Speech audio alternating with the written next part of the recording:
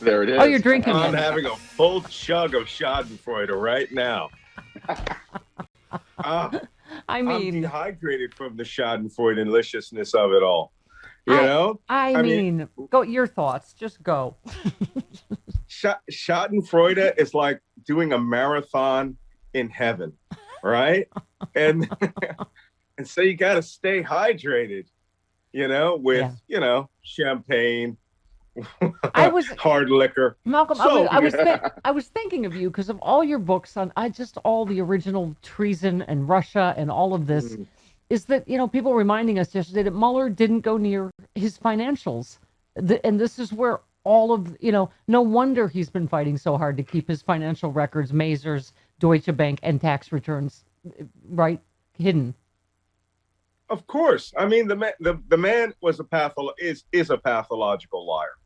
So if you don't think that his pathological lying extended all the way back to when he was selling apartment buildings to Russians, right? Declaring that those apartment buildings or condominiums or whatever they were worth, X amount of dollars, and then going back and reporting to the IRS that they were actually worth a fraction of that, and pocketing the tax money that he should have paid and saved, and then selling those structures to Russians and other unsavory people, then you don't know Donald Trump. I mean, everyone who has ever met this man, guys we know, David K. Johnson, and others who know him very well, right? Anthony Scaramucci, Michael Cohen. They say he's a thief. Yeah. Fundamentally, he steals things. Yeah. And what he steals is, first he steals your confidence because he's a confidence man. He's a trickster. And then he robs your pocket. Right. Okay. I mean, this whole scam of his, all right, was to create the aura and the image of a rich billionaire. And now we're going to find out just what he's really worth. The reason he didn't want anyone to know about what kind of money he was into or what kind of deals he were in, because fundamentally he was pulling the full Paul Manafort. He was not paying taxes. He was a tax cheat. Yeah. And now Letitia James has gone from, a civil probe to a criminal probe of the entire Trump organization, which is where all this money came from, by the way. Yeah. Okay. This isn't some small charity. This is his entire empire is now under criminal investigation. Mm-hmm. And so, as you said, they never investigated his financial ties in the Mueller report, or whether he had connections to the mafia, the Russian mafia of New York City, or whether he had ties to Russian and oligarchs, or even the Soviet government when he was back in Moscow in 1988. No one ever investigated that. In the same way, no one ever investigated if he was in debt personally, psychologically, or physically to Vladimir Putin. But now we're going to find out the money part of this story. And there is nothing that makes Donald Trump cry like someone looking into his spiderweb-filled wallet. Well, I mean, it struck me as you were saying, stealing is what he's always done, right up to stealing the 2016 election and his attempt to steal 2020, and to even now to steal it back. Chris just said he was on OAN this morning talking about, not about being under criminal investigation, of course, but about the disclosed to finding the fraud in the election. I mean, no wonder he is still so desperate to try to either steal it, overturn it. I mean, because it's just, this is all happening now, isn't it? What he has always feared. Well, what was said in the run-up to the 2020 election? The only thing keeping Donald Trump out of a prison was the office of the presidency and control of a Justice Department that was misinterpreting that a president of the United States couldn't be indicted. Therefore, everyone was waiting for him to get outside of the Oval Office so he could be indicted. Well, that wish of many people is coming true. But to Donald Trump, it's his worst nightmare. Look, Letitia James, I'm in New York State. Letitia James is not going to go and say, I'm going to look at one transaction. She obviously has all already found information that links them to being a continuous criminal enterprise. Yeah. So she may have found one thread, but at the end of that thread is an entire, wool sweater of criminality, which all you got to do is pull it and you find out that, Donald Trump had stolen the wool, right? Had used slave labor to put it all together, and that he was pocketing profits that he should have rightly, now here's my favorite part, not just been taxed by the United States government, but he defrauded likely the state of New York out of quite possibly hundreds of millions of dollars. Yeah.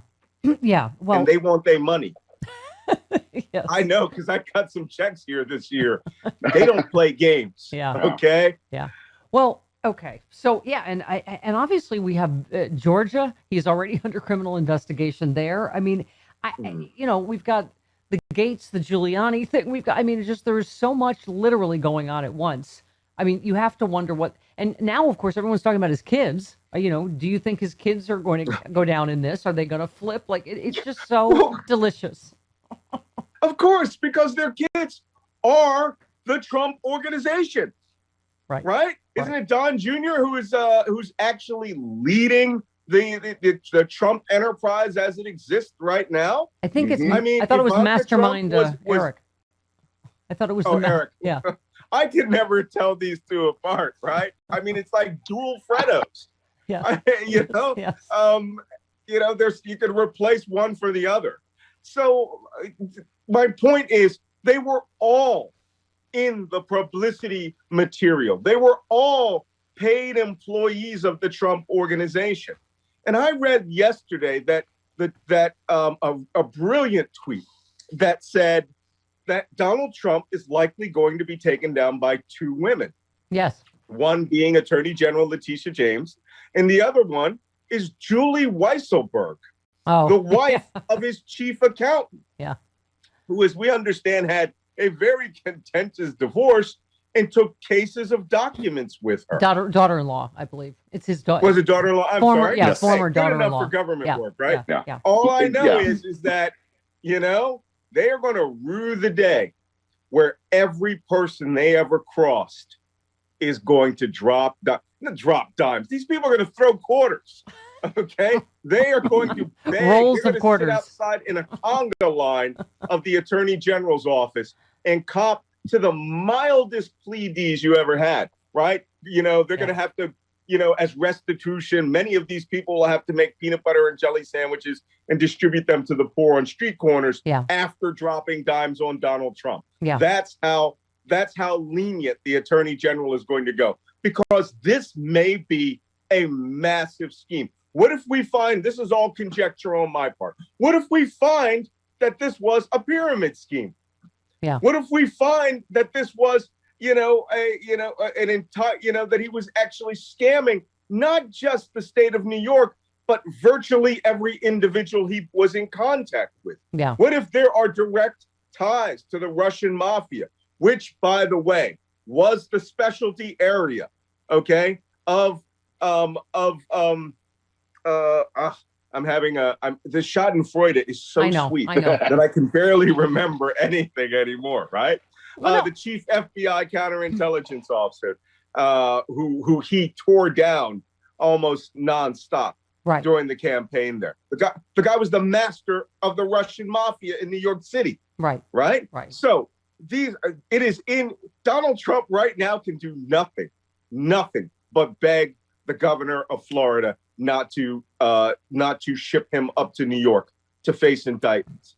And I'm afraid to say Letitia James is not the kind of person who will allow Donald Trump to quietly come to Bedminster, shuttle over in a limousine with the Secret Service, and then quietly, have an indictment read to him and then go back to New Jersey.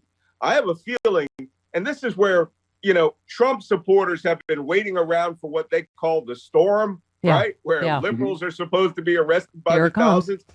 I'm afraid to say that this may, in fact, be the one thing many people have been waiting for. Yeah. And that is that he will be forced to go with his Secret Service detail through public.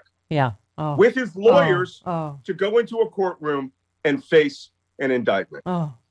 Sorry. Oh, God. Yeah. Oh, wait. Right there. Right there. God, everybody Oh, hydrate. God. Ooh, right there. Okay. Let's real quick. Your other area of expertise, obviously, terrorism.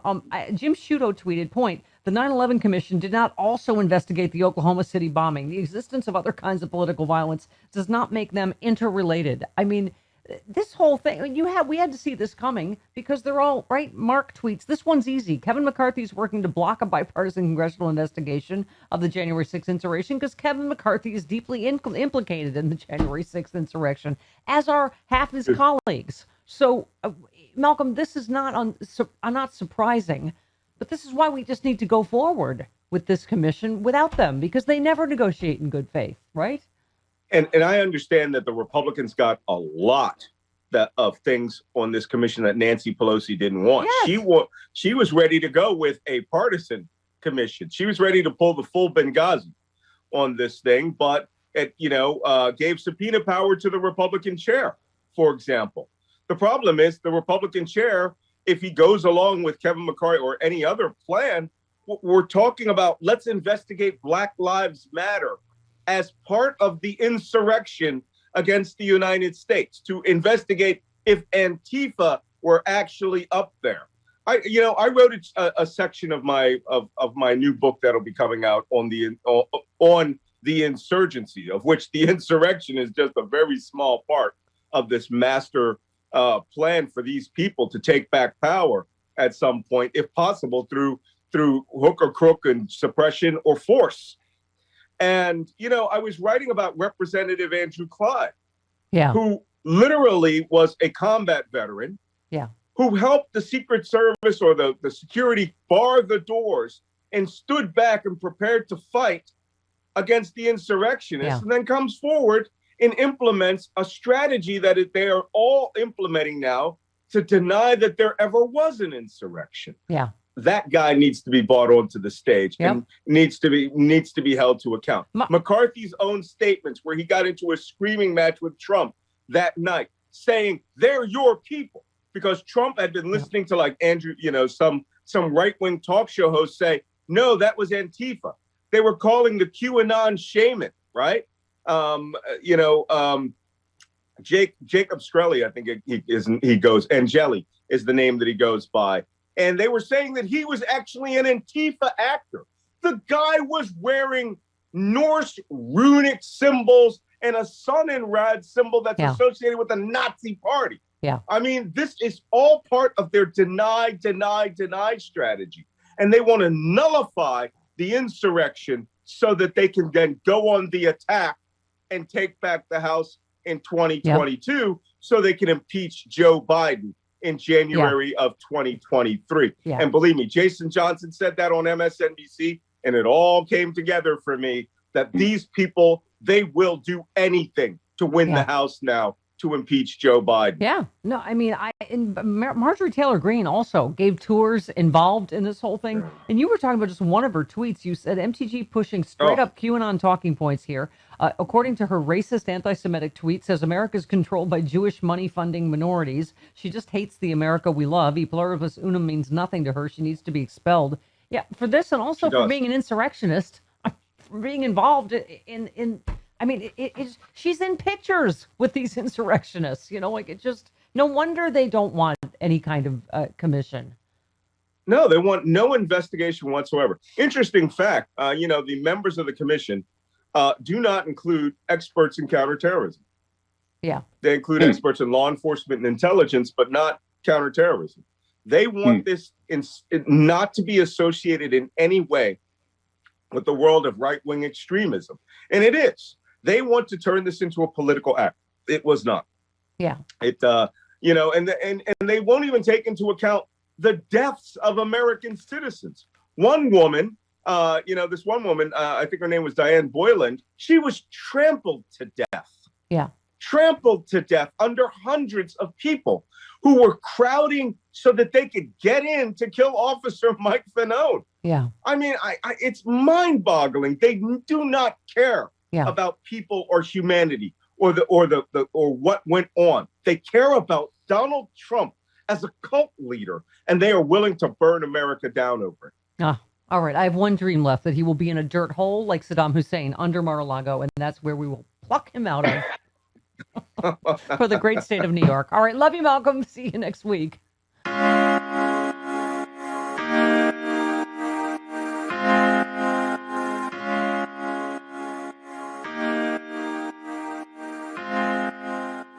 If you have not heard of the Sexy Liberal Podcasting Network, your podcasting superstation, you suck. I mean, yes. We have the smartest, funniest liberals in the country. Stephanie Miller's Happy Hour. We have John Fugelsang. We have Hal Sparks, Frangela, Final Word and Idiot of the Week. We have Bob Seska. Oh my God. We have Jody Hamilton from The Bunker. We have Start Me Up with Kimberly Johnson. We have Unprecedented. We have the smartest, funniest podcast, period. Get it now. SexyLiberal.com.